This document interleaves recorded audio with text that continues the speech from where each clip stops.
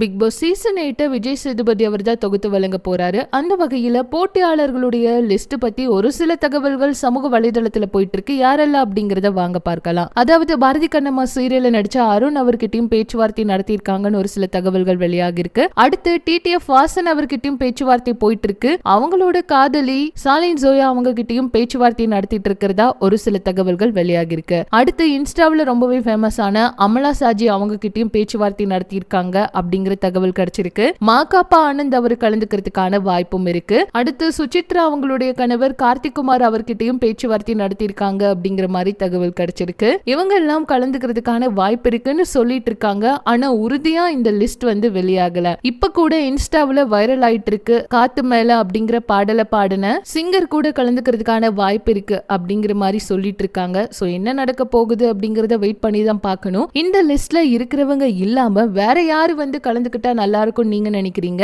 Big boss season 8க்காக நீங்க எவ்வளவு தூரம் வெயிட் பண்றீங்க அப்படிங்கிற உங்களுடைய கருத்துக்கள் என்னவோ அதையும் சொல்லுங்க.